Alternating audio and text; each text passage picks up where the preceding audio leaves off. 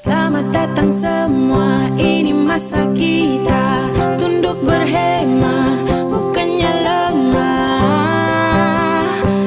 Untuk program hari ini kita 5, 6, 7, 8, majlis 9 penyerahan dan bendera kosong. yang mana akan disampaikan oleh Puan Pengarah Jabatan Penerangan Negeri Kedah kepada Yang Bagi Datuk Bandak. Jadi Datuk Bandak ni sebagai mewakililah bandaraya kita untuk menerima jalur gemilang, dan selepas program tersebut kita akan edarkan kepada agensi dan juga rakan-rakan strategi kita yang terlibat di UTC, di perpustakaan dan juga di TM. Pagi ini juga kita selitkan sekali dengan pembarisan oleh pegawai dan anggota penguatkuasa seramai 40 orang, yang mana kita pamerkan juga imej kita sebagai selaku bandaraya, iaitu ketumbukan kita penguatkuasa ni berada di barisan hadapan. Jadi kita mulakan dengan pembarisan lah untuk pada pagi ini. Sebenarnya program yang hari ini amat bermakna lah untuk kita anjurkan bagi kita menyemarakkan semangat kemerdekaan di kalangan warga bandaraya, dan saya berpendapat yang MBAS selangkah ke hadapan dalam kita memastikan semangat dan semarak merdeka itu subur di kalangan warga bandaraya kita. Alhamdulillah pada pagi ini kita beramai-ramai berkumpul untuk semangat patriotik yang mana anjuran daripada Jabatan Penerangan dan bersama dengan Majlis Bandar Ustaz, dan kita turut untuk sama-sama terus sertai lah bagi semangat kita ni kemerdekaan yang mana menitik beratkan setengah tu kita ada lupa. Maka secara tak langsung dengan program yang pagi ini, semangat inilah yang kita tunggu-tunggu. Secara tak langsung bagi support kepada jabatan kita, khususnya untuk Datuk Bandak.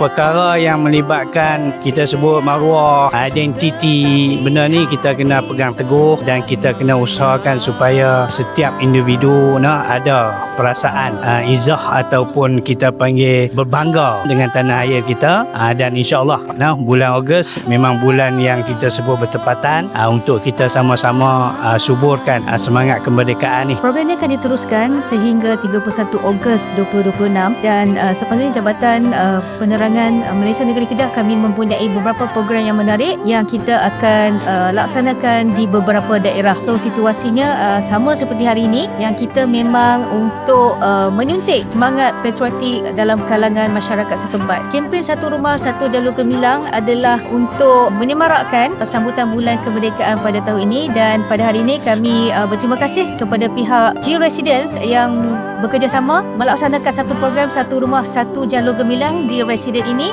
yang mana kita dalam masa sama kita mengumpulkan komuniti madani daripada Tongkang Yat. Kita akan ke salah satu unit di G Resident ini untuk pemasangan jalur gemilang di kediaman yang terpilih. Malaysia